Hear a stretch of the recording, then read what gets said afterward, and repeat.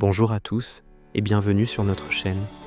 Aujourd'hui, nous plongeons dans les pages du livre du Deutéronome, ou Devarim en hébreu, qui signifie « parole ».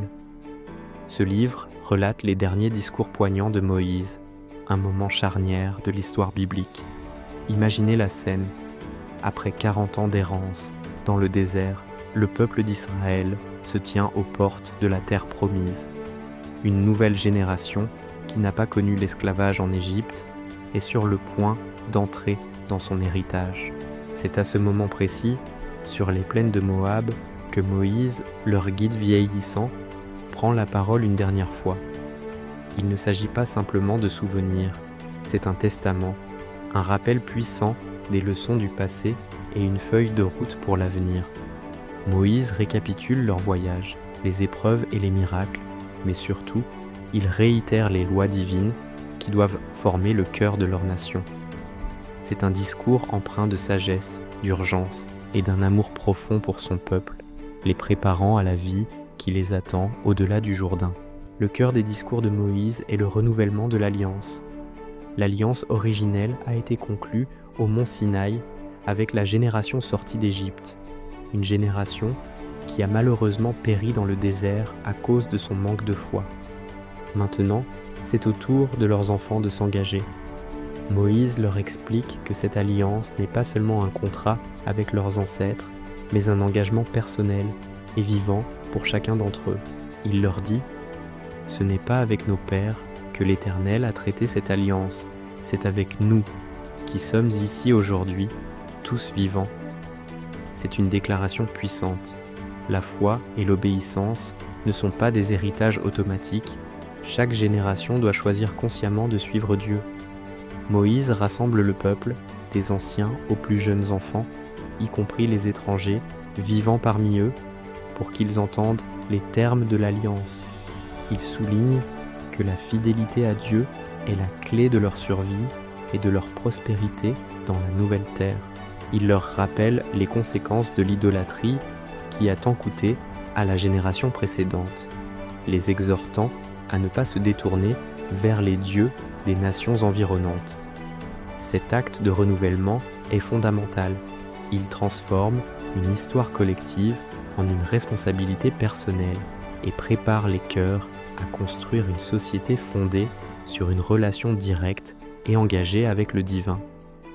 Au centre de l'enseignement de Moïse se trouve une prière et une déclaration de foi qui deviendra le pilier du judaïsme, le schéma Israël. Écoute, Israël, l'Éternel, notre Dieu, est le seul éternel. Cette phrase, simple en apparence, est une révolution théologique. Elle affirme un monothéisme radical dans un monde polythéiste. Mais le schéma ne s'arrête pas là. Il se poursuit avec ce que Jésus appellera plus tard le plus grand commandement. Tu aimeras l'Éternel, ton Dieu, de tout ton cœur, de toute ton âme et de toute ta force. Ce n'est pas un commandement ordinaire. Il ne demande pas seulement une obéissance extérieure ou des rituels, mais un amour total, un dévouement qui engage chaque fibre de l'être humain. Le cœur représente les pensées et les désirs. L'âme symbolise la vie elle-même, et la force englobe toutes les ressources et capacités. Moïse insiste pour que ces paroles ne soient pas juste entendues, mais vécues. Elles doivent être gravées dans les cœurs, enseignées constamment aux enfants, discutées à la maison et en chemin. Elles doivent être visibles, écrites sur les poteaux des maisons et portées comme un rappel constant. Ce commandement transforme la religion d'un ensemble de règles en une relation d'amour passionnée et englobante. C'est le fondement sur lequel toute la loi et la société doivent être construites. Le Deutéronome ne se contente pas de principes théologiques élevés. Il les traduit en lois concrètes pour une société juste et compatissante. Moïse sait qu'une nation qui aime Dieu doit aussi aimer son prochain. Il détaille donc une série de lois sociales qui sont remarquablement progressistes pour leur époque. Une attention particulière est accordée aux membres les plus vulnérables de la société, la veuve, l'orphelin et l'étranger. Ces 3 figures représentent ceux qui n'ont pas de protecteur social ou familial traditionnel. La loi ordonne de ne pas les exploiter, mais au contraire, de prendre soin d'eux activement. Par exemple, lors de la récolte, les fermiers ne devaient pas repasser dans leurs champs ou leurs vignes pour ramasser ce qui restait. Ils devaient le laisser pour les pauvres et les étrangers. La justice est un autre thème central. Les juges sont avertis de ne pas se laisser corrompre, de ne pas faire de favoritisme et de juger avec une impartialité absolue, que la personne soit riche ou pauvre, israélite ou étrangère. L'idée est radicale. La justice n'est pas un privilège, mais un droit pour tous. Ces lois montrent que pour Moïse, la spiritualité n'est pas séparée de l'éthique sociale. Adorer Dieu signifie créer une communauté où la dignité de chaque individu est respectée et où la solidarité est la norme. Après avoir exposé la loi et l'alliance, Moïse place le peuple devant un choix fondamental, un carrefour existentiel. Il leur présente 2 chemins décrits en termes saisissants. D'un côté, il y a la vie et la bénédiction.